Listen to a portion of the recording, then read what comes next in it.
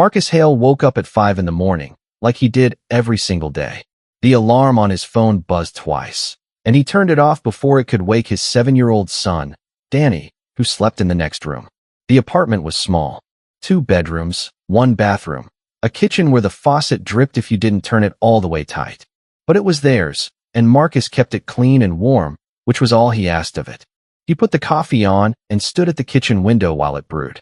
Outside, the sky was still dark, and the streetlights threw orange circles on the wet road below. It had rained the night before. The trees along the sidewalk were still dripping. Marcus watched the empty street for a moment, thinking about nothing in particular, and then poured his coffee and sat down at the table with the bills he had not yet opened. He was 34 years old.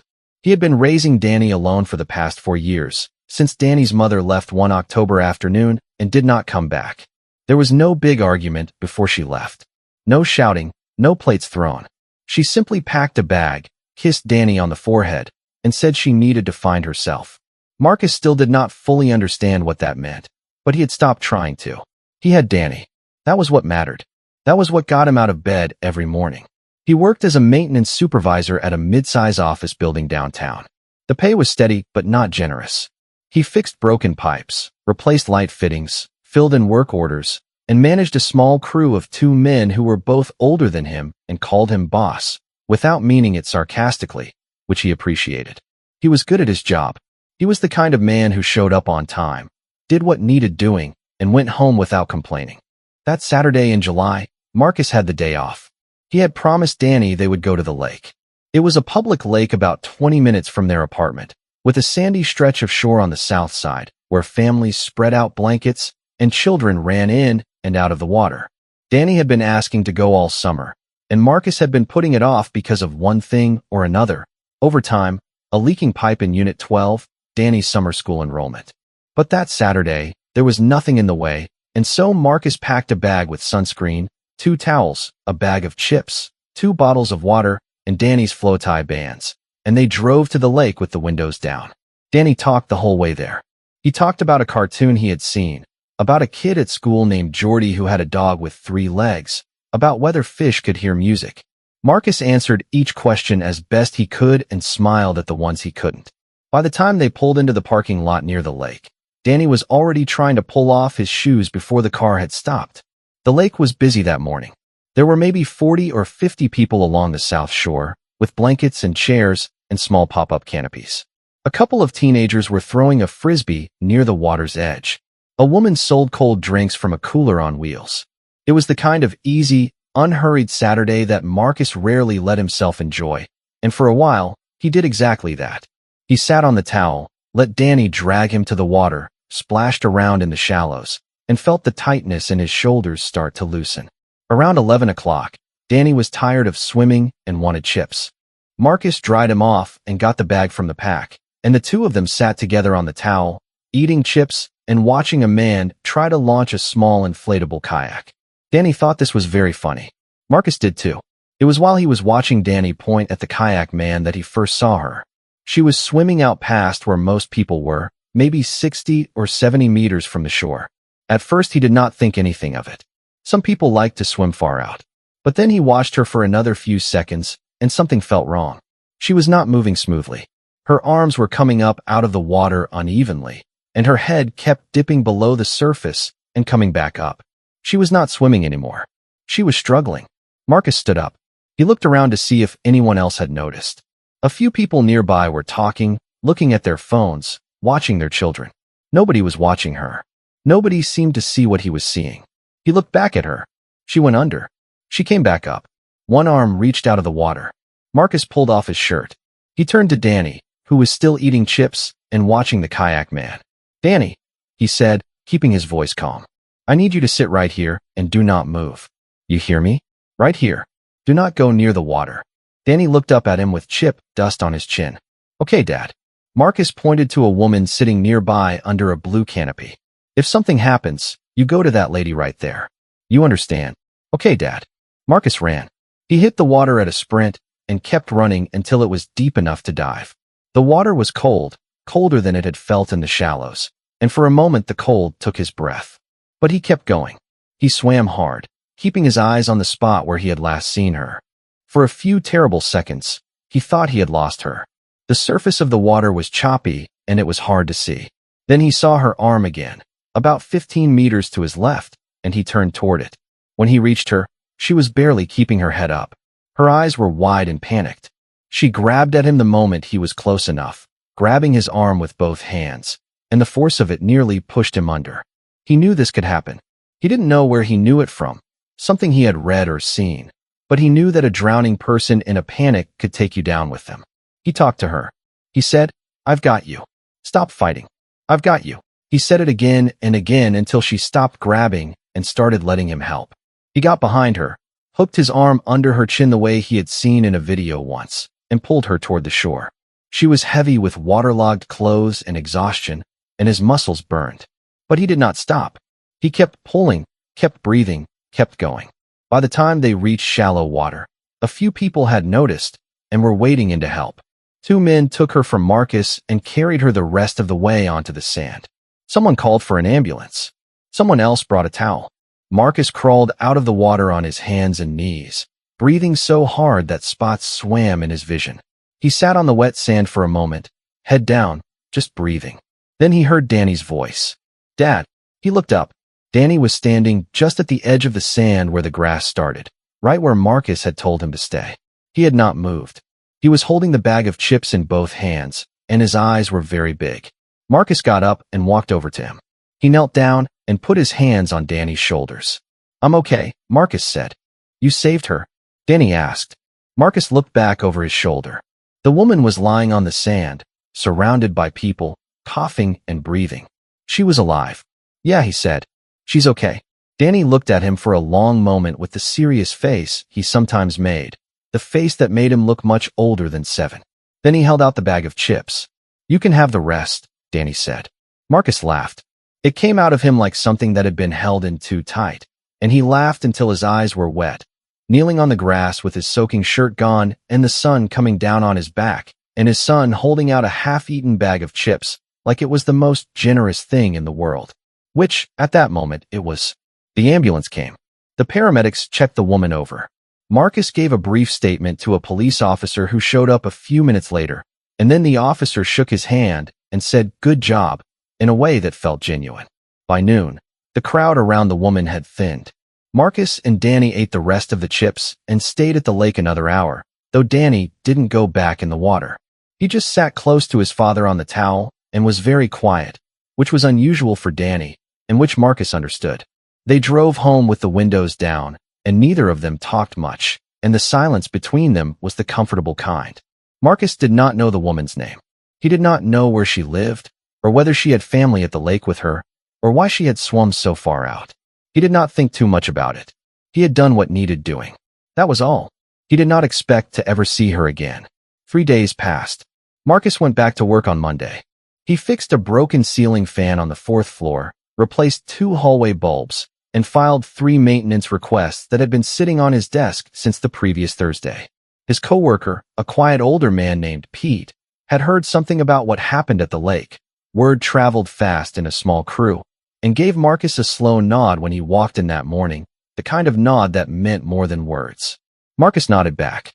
That was the end of it, and he was grateful for that. He picked Danny up from summer program at 3:15, made pasta for dinner, helped with a worksheet about farm animals, and put Danny to bed at 8:30. He sat on the couch afterward and watched television without really watching it. The lake kept coming back to him in small pieces. Not the fear or the effort, but the details.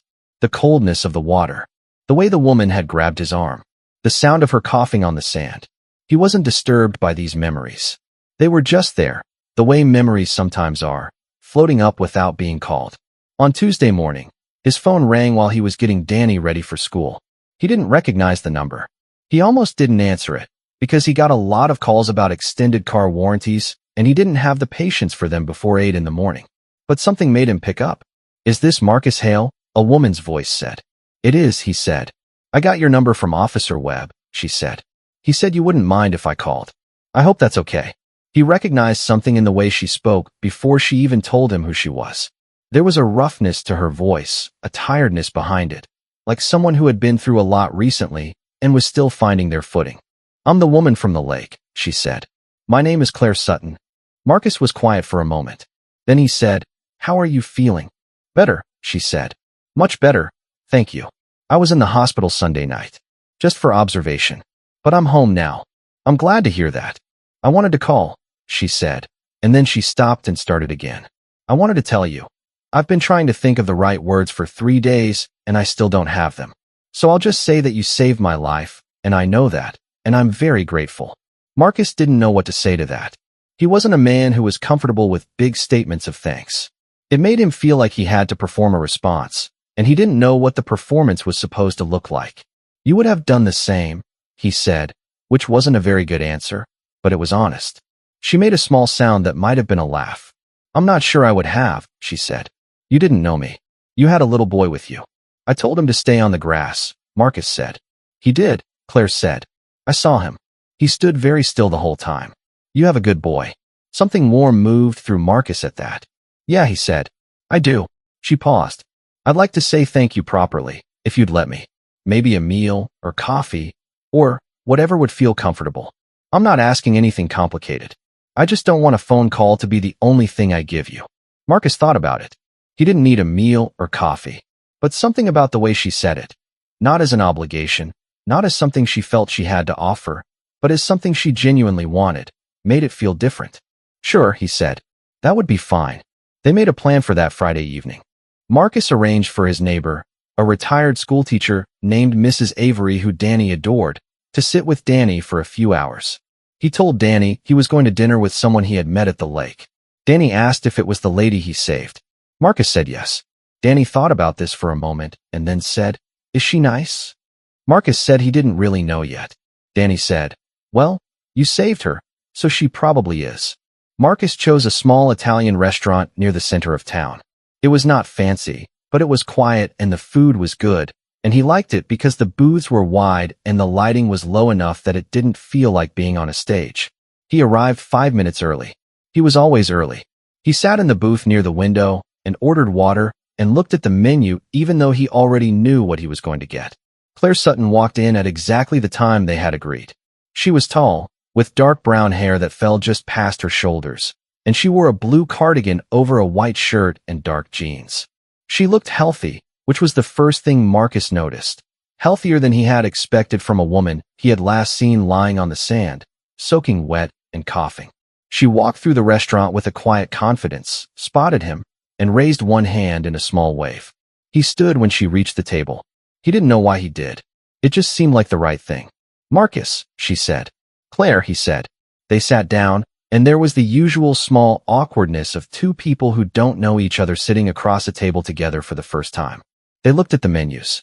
They ordered drinks. The waiter was cheerful and quick, which helped. She was a librarian, she told him. She had worked at the main branch downtown for 11 years. She was 41. She had grown up in a town about 3 hours north of here, had come to the city for college, and had never really left. She had never been married, though she had come close once, and she said that last part with a small smile that told him she had made peace with it. Marcus told her about his job. She asked good questions, not the polite kind that people ask when they are waiting for their turn to talk, but actual questions, questions that showed she had listened to his answer and wanted to know more. He found himself talking about the building he worked in, about Pete, about the particular satisfaction of fixing something broken and watching it work again. He didn't usually talk this much. At some point during dinner she said, Can I ask, what made you come in the water? I mean, some people would have gone for a lifeguard or called out, or a lot of people would have waited. Marcus thought about it. He cut a piece of his chicken and thought about it honestly. I didn't think there was time, he said. And I didn't see anyone else moving. Were you scared? Afterward, he said. Not during. She looked at him in a way that was hard to read. Not with admiration exactly. It wasn't the wide-eyed kind of look he had gotten from a few people when they heard the story. It was something quieter, like she was figuring something out.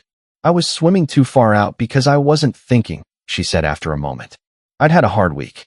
I do that sometimes, swim to stop thinking. And I went too far and I got tired and I panicked. She paused. It's not the kind of thing I usually tell people. You don't have to tell me, he said. I know, she said. I wanted to. They stayed in the restaurant for almost 2 hours.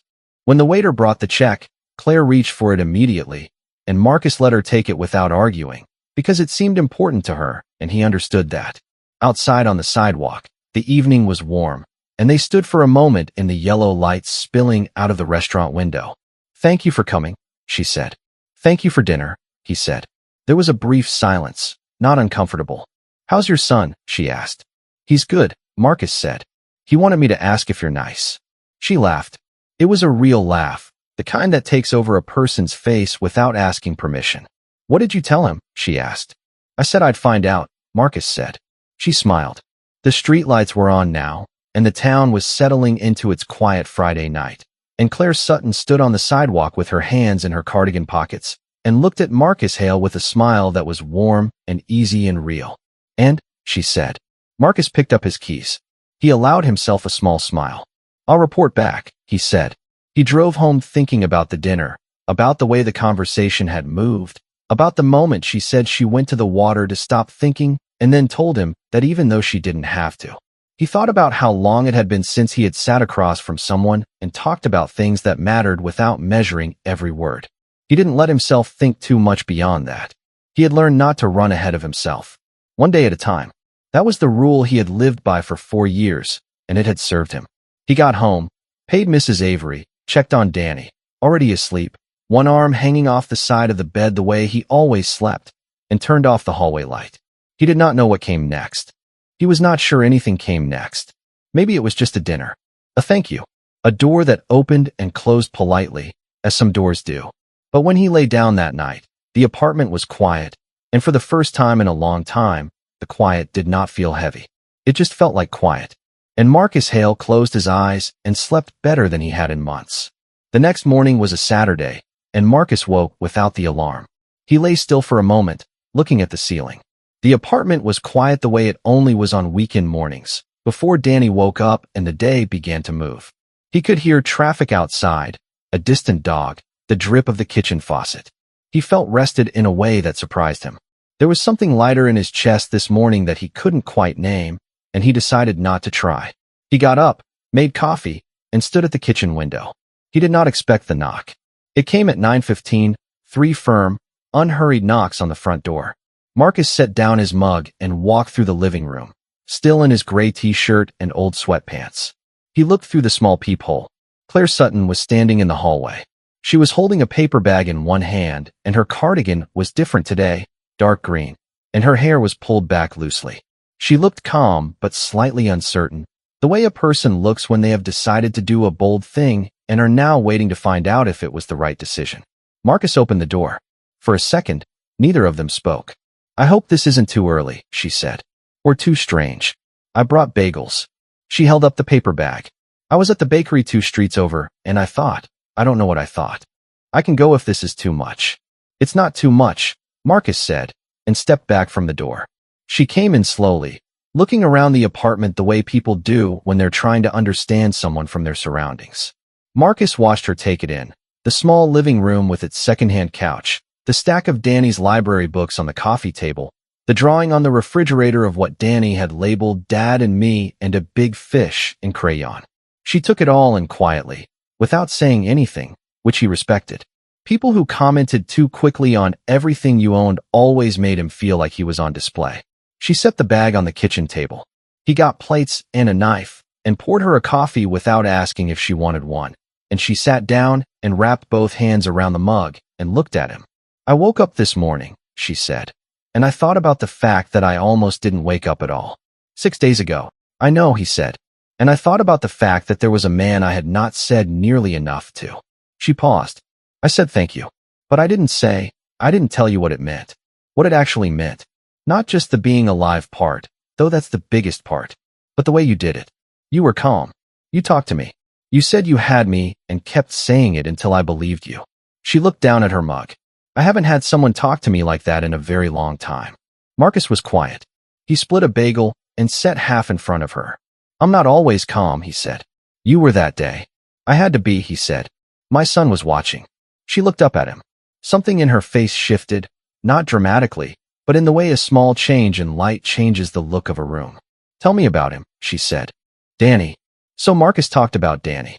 He talked about the farm animal worksheet and the cartoon and the kid at school named Jordy, whose dog had 3 legs. He talked about Danny's habit of leaving his shoes exactly 1 inch inside the front door so that Marcus tripped over them every time. He talked about the way Danny asked questions, not in bursts, like most children, but one at a time, very carefully, like he was laying out stepping stones. He talked about the day, for years ago, when it was just the 2 of them for the first time, and Danny had climbed into Marcus's lap and fallen asleep, like there was nowhere else in the world he would rather be, and how that single moment had been the thing that kept Marcus from falling apart. Claire listened to all of it without looking at her phone once. When Marcus finished, she said, "He sounds like you." "He's better than me," Marcus said. "Parents always say that," she said, smiling. They were still talking when Danny appeared in the hallway doorway, hair everywhere, pajama shirt twisted sideways, blinking at the woman sitting at his kitchen table with the same serious-faced, measuring look he had given the kayak man at the lake. "Hi," Danny said. "Hi," Claire said. "I'm Claire. I brought bagels." Danny considered this information carefully. "Are they the ones with the seeds?" "Some of them are," Claire said. Danny walked to the table and looked into the bag. He pulled out a bagel with seeds on top and held it in both hands like a trophy. "Are you the lady my dad saved?" he asked. "Danny," Marcus said. "It's okay," Claire said. She looked at Danny. "Yes," she said. "I am." Danny thought about this very seriously for a moment, picking at one of the seeds on the bagel. Then he looked at Claire with those dark eyes of his. "Were you scared?" he asked. "Very scared," she said. "My dad said you grabbed his arm really hard." "I did," she said. "I'm sorry about that." Danny shook his head. "You don't have to be sorry. You were scared. When I'm scared, I grab his arm hard too." He looked at Marcus. "Remember when the fire alarm went off?" "I remember," Marcus said. Danny turned back to Claire, apparently satisfied. "Do you want to see my drawing?" he asked. "I'd love to," she said. Danny got down from the chair and ran to the refrigerator and pointed at the crayon drawing. "Dad and me and a big fish." Claire stood and looked at it with full attention, asking Danny which one was him and which one was the fish, and Danny answered with the authority of the artist. Marcus stood back and watched the 2 of them in front of the refrigerator, his son pointing at his drawing and explaining it to this woman he had met 40 seconds ago, and he felt something settle inside him. Not loudly, just a quiet settling, like a house finding its foundation. The 3 of them spent the rest of the morning at the kitchen table. Claire asked Danny about school, and Danny asked Claire what a librarian did, and Claire explained, and Danny said he thought that sounded like a good job because he liked books and also being quiet, and Claire said those were the 2 most important qualifications. Marcus made more coffee and didn't say very much, but he didn't need to. He was comfortable. He couldn't remember the last time he had been this comfortable with someone new. Just before noon, Claire gathered herself to leave. Danny shook her hand at the front door, actually shook it, like a small businessman, which made her laugh the real, full laugh that Marcus had heard on the sidewalk outside the restaurant the night before. She turned to Marcus at the door. She was quiet for a moment. "Can I come back?" she asked. Simple. Straightforward. Marcus looked at her. He thought about the 4 years of early mornings and packed lunches and tripped over shoes and missed sleep and quiet evenings and the weight of doing everything alone that you were not supposed to do alone. He thought about the restaurant 2 nights ago, and this morning, and Danny shaking her hand. "Yes," he said. She nodded once. "Okay." She walked down the hallway and Marcus stood in the open doorway and watched her go. And just before she reached the stairwell, she turned and looked back at him. And for a second, they just looked at each other across the length of the hallway. And then she raised her hand in a small wave and was gone. Marcus closed the door. Danny was standing in the middle of the living room, still holding the seeded bagel, looking at the door. "She's nice," he said. This was a verdict, not a question. "Yeah," Marcus said. "She is." Danny wandered back to the couch and turned on the television and got immediately absorbed in a cartoon. Marcus picked up the plates from the table and brought them to the sink. He washed them slowly, looking out the kitchen window at the street below, the same window he stood at every morning before the day began. He thought about how a single moment, a woman's arm reaching out of the water 60 meters from shore, had started a chain of things. A phone call, a dinner, a knock on a Saturday morning door with a bag of bagels, a small boy shaking hands, a hallway and a wave. He didn't know where it would go from here. He wasn't going to try to know. He had a rule about that, and it had served him. But for the first time in a very long time, he found himself thinking that he would not mind finding out that something was beginning rather than continuing, that the world, which had asked a great deal of him for a long time, might be in the slow process of giving something back. He dried his hands and hung up the dish towel. From the living room, Danny laughed at something on the television. It was a bright, uncomplicated laugh, the laugh of a child with nothing to worry about on a Saturday morning, and it filled the small apartment the way sunlight fills a room, reaching every corner without effort. Marcus leaned against the counter and listened to it and let himself feel what he felt, which was grateful. For the boy in the next room, for the woman who had walked through his front door this morning, for the ordinary and extraordinary luck of being standing in this kitchen, alive and awake, with coffee still warm in the pot and the whole rest of the day still ahead. That was enough. For now, that was more than enough.